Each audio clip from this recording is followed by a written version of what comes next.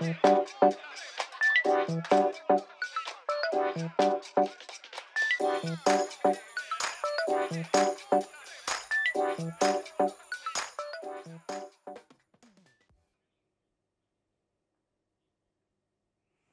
afternoon. My name is Katie Tepsick, and today we will be talking about what makes a good fantasy football team.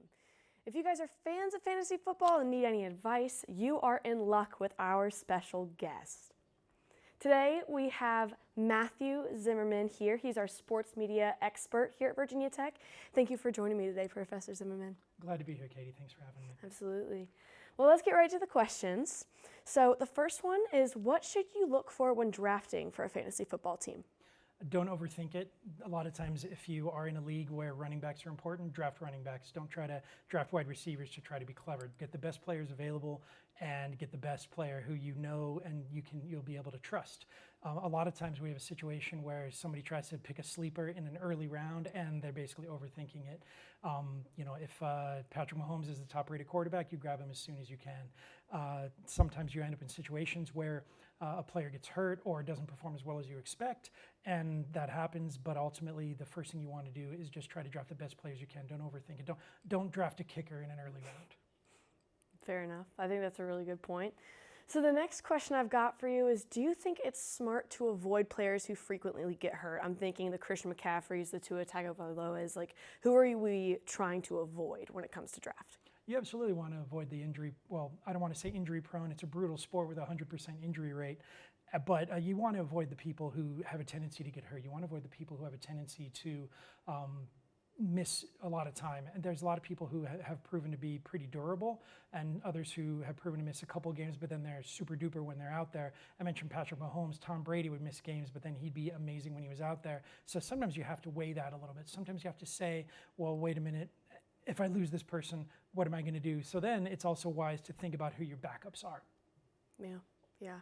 And when you're looking for a backup, I feel like my tendency is just to go for the next name I know on the list. But when you're looking for those backups, what would you say to do?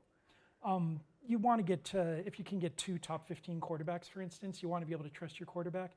I mean, that said, we mentioned injuries or we mentioned backups. A lot of people who drafted Jaden Daniels this year are probably pretty unhappy at about this point, unless they also drafted Marcus Mariota, who had the luxury of facing the Las Vegas Raiders yesterday. So you have situations where, as your backups, you always want good starters. You always want people who are that caliber. You're not going to get 2 of the top 5 quarterbacks, and really you don't want to waste picks that high. You want to fill out the rest of your team, but you want to get 2 top 12 quarterbacks if you can. Absolutely. And same with running backs. You want to try to get 3 top 15 running backs if you can. Absolutely. So there are always booms and busts when it comes to fantasy football. So now that we're in week 3, what players have disappointed you so far? Well, I think Travis Kelce has probably disappointed a lot of people so far, but age-related decline comes for everybody, and that guy's in his mid-30s, and I'm not sure. I'm not sure he's that disappointing, but he's one that I think a lot of people would cite.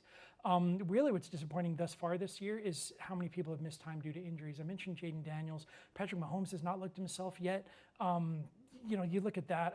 Geno Smith, I'm not disappointed in. I think we all had low expectations for him. Bo Nix is one that we've talked about that maybe could be doing a little better.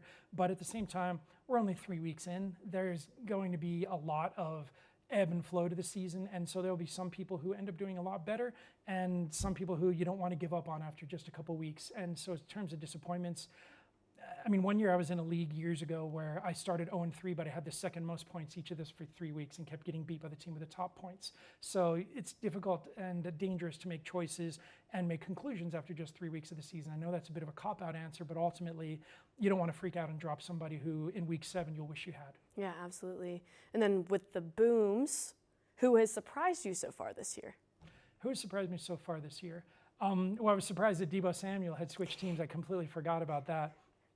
But there's been a couple people who have done pretty well thus far that I think were expected to. Jordan Love's done okay. Name escapes me. For the Cowboys played yesterday. They played against and got beat up. Caleb Williams, I want to see him do better. And it's funny though, when you talk about surprises, there was a local place in Chicago that said that they were going to give away free food if he threw 4 touchdowns.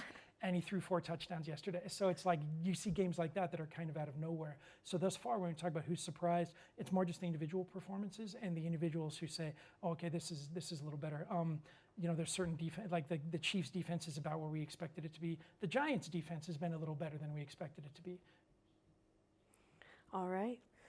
For the next question here, how do you see fantasy sports influencing social media, sports media, broadcasting, even sports betting?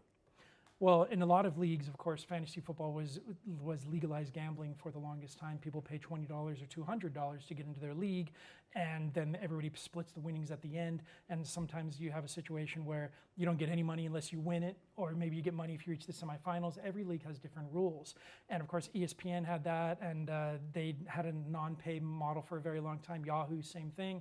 CBS Sports was charging for a little while, but ultimately it affects sports gambling in the way people look at sport. You end up being a fan of teams you don't want to have. When I played fantasy football, I refused to have a Kansas City Chief on my team. Just no way, don't care. If Priest Holmes is the best running back since the 1980s, not going to have him on my team. You got to have principles. But then there are other people, it's like, well, I'm going to get a mercenary out for my team. There are Commanders fans who will happily have Philadelphia Eagles and Dallas Cowboys on their team because those are the best players. So it influences the way we watch in that way, where we end up rooting for teams we don't want to root for. In terms of sports betting is something where I mentioned earlier that we talk about injuries in fantasy football or injuries in normal football. The injury report is put out each week by the NFL to help the gamblers set the lines. And so ultimately gambling has always been kind of a nudge part of football more than any other sport. I worked at a newspaper for 6 years, and we would print the one thing that we could not forget to put in. We could miss putting in the baseball scores, we could miss putting in the NFL scores, but if we forgot to put in the betting lines, we got a lot of phone calls that were very, very angry. And this is 2 decades ago, basically. So fantasy football affects in that way, where it's just more part of the gambling situation. In terms of how it affects sports media, when you look at fantasy football, there's an entire industry now of sports media, especially ESPN, where they have writers who their entire thing is fantasy football. And you're a fan, and you're watching a player wreck his Achilles, like Najee Harris of the Los Angeles Chargers.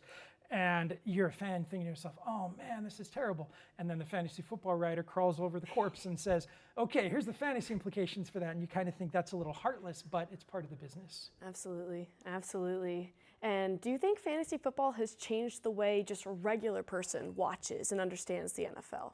In a lot of ways, yeah, where you end up judging somebody a different way. There can be quarterbacks whose teams very seldom do very, very well, but they put up really, really good numbers, and so they become a really popular fantasy quarterback. Long ago, Tony Romo was one of those guys. I would argue that now Dak Prescott is one of those guys where he could put up really good numbers, 3 touchdowns, maybe 2 interceptions, which isn't that bad if you have 3 touchdowns, depending on your league scoring.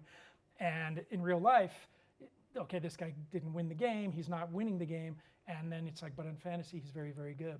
Just like a Jalen Hurts doesn't put up phenomenal numbers, but at the same time, he wins a lot of games. Yeah. And so it changes the way you do things. And I think it changes your understanding in terms of, even now when I watch a game, if I see a guy catch a 65-yard pass for a touchdown, I immediately know that's 13.5 points in the leagues I used to play in. And so it affects that in a lot of ways, but it does feel kind of icky when you start rooting for people who you don't want to root for. And so you say, my ideal is that my team wins this game by 10, but he gets 4 touchdowns. Absolutely. Well, that's all the time we have here today, so thank you so much for joining us, Dr. Zimmerman, and good luck in all of your leagues. Thank you.